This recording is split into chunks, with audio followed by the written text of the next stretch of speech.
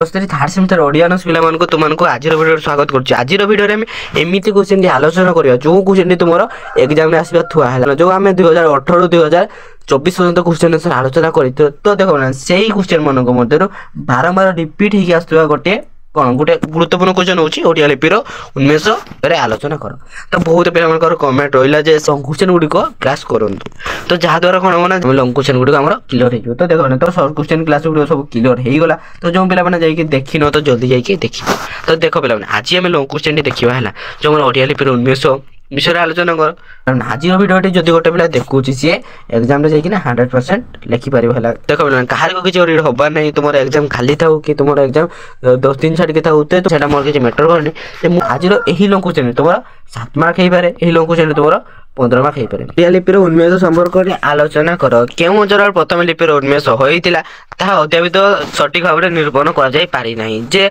लिपिर जन्म कौटी लिपि कौटी जन्म लाभ करता लिपि माने कौ अंचल व्यवहार कर आसी बर्तमान सुधा निरूपण कर लिपि हूँ बाचिक भाषार एक लौकिक सांकेतिक कार्य लिपि हूँ गोटे माने भाषा मान गोटे लिखित सांकेतिक कार्य जोटा आम संकेत भाषा मध्य कथबार्ता होचे से लिखुची लिपिते शब्द लिपि शब्द सृष्टि लिपि शब्द कौटू आसी लिपिते शब्द लिपि शब्द सृष्टि भाषा अध्ययन क्षेत्र में मनुष्य सफर अनुसंधान होची लिपि जो आम अध्ययन करुचे जदि आम सठिक भाव में लिखिपारे सठिक भाव में जो आम अनुसंधान करना तार रिसर्च करुचे कौन सब लिपि मध्यम नहीं सफल हो लिपि बिना बहुत भाषा लोप पाई जदि लिपि रही ताले कौन ताले फ्यूचर में बहुत भाषा लोप पाई लिपि साहाय्य भाषा और साहित्य दीर्घायु हो पारछि लिपि साहाय्य कौन होइछि भाषा और साहित्य दीर्घायु माने अनेक दिन धरी ता बंची रही है न तो सेमती बहुत ही भाषा अच्छी पृथ्वी जोटा कि लिपि बिना से लोप पाई माने जोटा कि लिखा ही तो तेणुक लोप पाई राजभाषा तालपत्र लिखा होता तो तेणुक बर्तमान सुधा जीवित अच्छी आउ जो अन्य भाषा गुड़िक अच्छी जो सिंधु उपत्यका बसवास करता जो अधिवासी मैंने गोटे भाषा को पाई कौन शांतव लिपि है शांतव लिपि अशोक सेलक साहय मैंने अशोक भाषा साहय पढ़ाई ट्राए कले किंतु ताकू पढ़ी पारे ना मानव सभ्यता संस्कृतिर उन्मेष और विकास लिपिर भूमिका गुरुत्वपूर्ण मनुष्य मन में जन्म होता भाव अनुभव चेतना चिंता इच्छा आकांक्षा प्रवृत्ति को से भाषा माध्यम से लिखित प्रक्रिया द्वारा व्यक्त कर निमित्त जो सबू संकेतर सृष्टि होती से सब को से लिपि कहुए तो देखो मनुष्य है तार मन जो भाव अनुभव चेतना चिंता सब लिपि माध्यम से लिपिबद्ध कर रखी पारे आम शिक्षा क्षेत्र में लिपि कौन लिपिर बहुत गुरुत्वपूर्ण रही लिपि को वर्ण बा अक्षर बोली कहुए लिपि को तो देखो पे लिपि को कौन कर कहुए ये लिपि को वर्ण कहुए अक्षर मत कहुए पे जो ये अक्षर गुड़ी अच्छी पृथ्वी में अनेक लिखित भाषा हो पृथ्वी गोटे भाषा नहीं तो देखो पृथ्वी केवल ओडिया भाषा नहीं ओडिया हिंदी तमिल मराठी केते भाषा अच्छी बहुत भाषा अच्छी ना तो से भिन्न भिन्न भाषार अक्षर बा लिपिर आकार उच्चारण सामान नुहे चाइनीज देखुचे गाड़ी दिखती ओडिया सेमती कौन टे वृत्ताकार आकृति लिखती आमती तमिल मराठी जी सब लांगुएज अच्छी तो कौन सब अलग अलग अच्छे लिपिर आकार सामान ना एवं उच्चारण सामान ना जमी आम ओडिया कहे ओ सेमती इंग्राजी कौन अच्छे प्रथम ए बी सी सेमती हाँ तार उच्चारण सामान नहीं लिपिर उन्मेष और विकास प्रति दृष्टि निक्षेप कले जना जाए जे पृथ्वीर विभिन्न अंचल भिन्न भिन्न लिपिर उन्मेष घटी तो देखो पे कौन कहले लिपिर उन्मेष जदि आम तार उन्मेष और तार विकास प्रति दृष्टि निक्षेप कले जना जाए जे पृथ्वीर विभिन्न अंचल भिन्न भिन्न लिपिर उन्मेष घटी देखो आमर यही पृथ्वीर विभिन्न अंचल मानक से आम विभिन्न अंचल मानक प्रत्नतात्विक खनन फल कौन लिपिर उन्मेष घटी विभिन्न प्रकार लिपि गोटे लिपि नुहे प्राचीन काल में प्रस्तर लौह ताम्र सुवर्ण रौप्य काठ्य चर्मा खरपर ताड़पत्र और कौन भुजपत्र इत्यादि विभिन्न अंचल आदिवासी मैंने लिपि लिखुले लिपि कौन लिखी आम प्रस्तर पत्थर जोटा लौह लुहारे ताम्र सुवर्ण है पूरा काठरे भी लिखुले तुम ताड़पत्र आसला इत्यादि से लिखि रखुले है जहाद्वारा कौन होता जहाद्वारा लेखा गुड़िक 10 वर्ष 12 वर्ष 20 वर्ष अधिक लेखा गुड़िक रही जाऊला प्राथमिक पर्यायर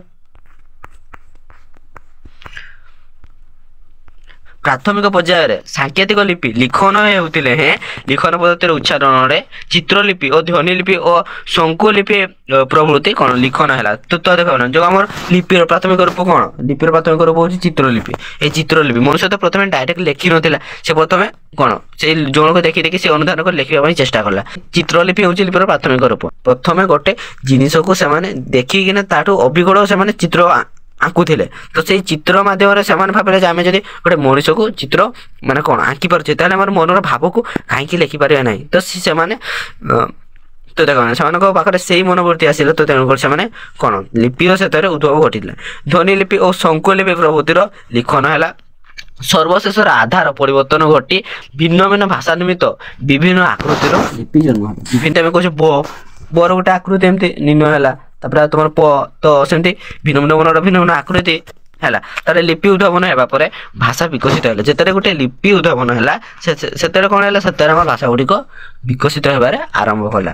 ଯଦି ଲିପି ବି ନଥାନ୍ତା ତାହେଲେ ଆମେ ଜାଣିଥାନ୍ତେ କେମିତି ଏମିତି ଭାଷା ସେମାନେ ବ୍ୟବହାର କରୁଥିଲେ ବୋଲି ହେଲା। ତ ସେଇଥିପାଇଁ ଲିପି ଆମର ଭାଷାକୁ ବଞ୍ଚେଇ ରଖିଛି। କ୍ରମେ ଲୋକଙ୍କର କଥିତ ଭାଷା ପ୍ରଜ୍ଞାନ ଐଶ୍ୱର୍ଯ୍ୟ ମନ ଆଭାସରେ ଉଦ୍ଭାସିତ ହୋଇ ସାହିତ୍ୟର ସ୍ୱରୂପ ଧାରଣ କଲା। ସେତେବେଳେ କ'ଣ ସେଇ ଲିପି ଗୁଡ଼ିକ କ'ଣ ଆମର ପ୍ରଜ୍ଞାନ ଐଶ୍ୱର୍ଯ୍ୟ ମନ ତା ଗୋଟେ ସାହିତ୍ୟର ରୂପ ଧାରଣ କଲା ଭାଷା ହେଲା।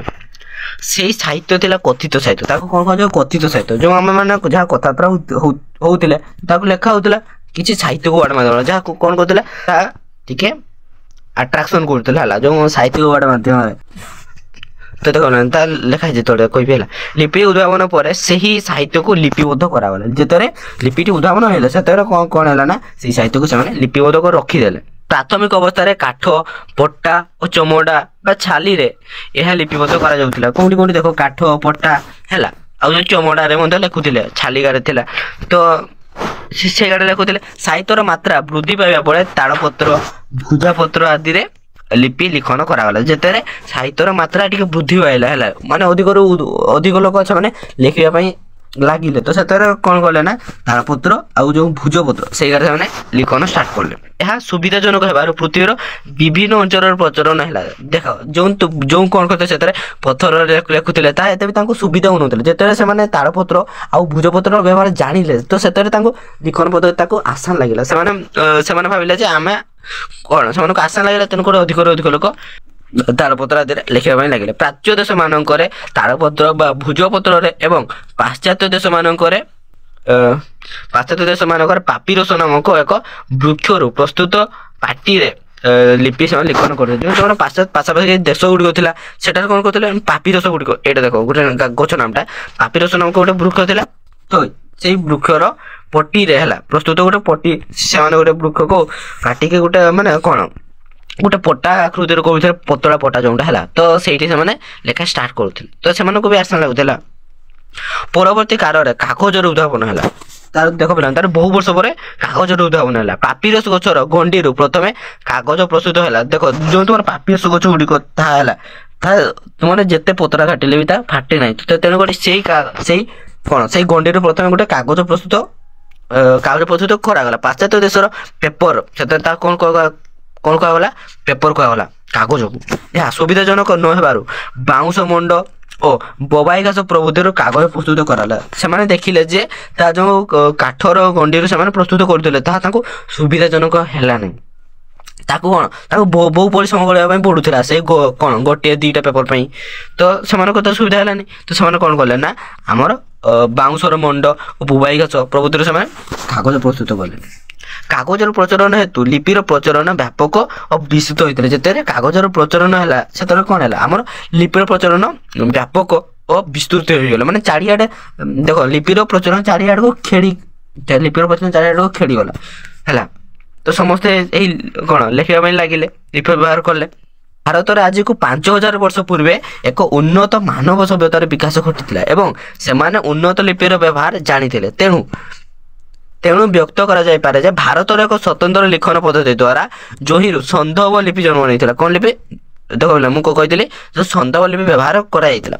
ଭାରତରେ ପ୍ରାପ୍ତ ସନ୍ଧବ ଲିପି ଏବଂ ଭାରତରେ ପ୍ରଚଳନ ବ୍ରହ୍ମୀ ଲିପିର ସମୟ ମଧ୍ୟରେ 2000 ବର୍ଷ ବ୍ୟବଧାନ ଥିଲା। କେତେ ବର୍ଷ ଯେଉଁ ଆମର ଦେଖ ପିଲା ଯେଉଁ ଆମର ବ୍ରହ୍ମୀ ଲିପି ଆଉ ସେନ୍ଧବ ଲିପି ଦେଖ ପିଲା ଯେଉଁ ଆମର ସେନ୍ଧବ ଲିପି ତା ପ୍ରଥମେ ଆସିଥିଲା କିନ୍ତୁ ତା ସେନ୍ଧବ ଲିପିକୁ କେହି ପଢ଼େଇ ପାରିଲେ ନାହିଁ। ତ ତାପରେ ତୁମର ବ୍ରହ୍ମୀ ଲିପି ମାନେ କମ୍ ସେ କମ୍ 2000 ବର୍ଷ ବ୍ୟବଧାନ ମଧ୍ୟରେ ଆସିଥିଲା ସେ 2000 ବର୍ଷ ବ୍ୟବଧାନ ମଧ୍ୟରେ ଆସିଥିଲା।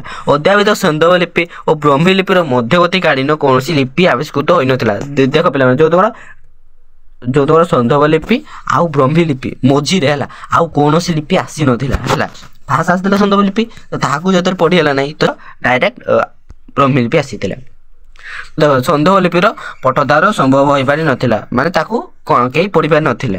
ଲିପିତତ୍ତ୍ୱବିତ୍ ମାନେ ଯେଉଁ 3 ପ୍ରକାରର ଲିଖନ ପଦ୍ଧତି ପ୍ରାଚୀନ କାଳରେ ପ୍ରଚଳିତ ଥିବା ବିବେଚିତ କରିଛନ୍ତି। ତନ୍ମଧ୍ୟରୁ ପ୍ରାଚୀନ ଇଜିପ୍ଟ ଲିପି ଗ୍ରୀକ୍ ଫିନିସିଆନ୍ ମାନଙ୍କ ଦ୍ୱାରା ବିକଶିତ ହୋଇ ଭିନ୍ନ ଭିନ୍ନ ରୂପ ଧାରଣ କରିଥିଲା। ସେଥିରେ ଇଜିପ୍ଟ ଲିଖନ ପଦ୍ଧତିରେ ଚିତ୍ରାକ୍ଷର ମଧ୍ୟ ବ୍ୟବହୃତ ହୋଇଥିଲା। এই চিত্রলিপিକୁ ଇଂରାଜୀରେ ହିଏରୋଗ୍ଲିଫ୍ ବୋଲି କୁହାଯାଏ। ପ୍ରାଚୀନ ସୁମେରୀୟ ଲିପିକୁ କ୍ୟୁନିଫର୍ମ କୁହାଯାଏ। ଲିପିତତ୍ତ୍ୱବିତ୍ ମାନେ କ୍ୟୁନିଫର୍ମ ବା ସୁମେରୀୟ ଲିପିକୁ ତ୍ରିପାର୍ଶ୍ୱିକ ବା ଭାମମୁଖ ଅକ୍ଷର ବୋଲି ନାମିତ କରିଛନ୍ତି। 5,000 ଖ୍ରୀଷ୍ଟପୂର୍ବ 5ମ ଶତାବ୍ଦୀ ପୂର୍ବରୁ ଲିପିର ପ୍ରଚଳନ ଥିଲା। ଆଜିର ଭିଡ଼ିଓଟି ଏଇଠି ଦେଖା ହେବା ଗୋଟେ ନେକ୍ସଟ କ୍ଲାସରେ। ଜୟ ଜଗନ୍ନାଥ।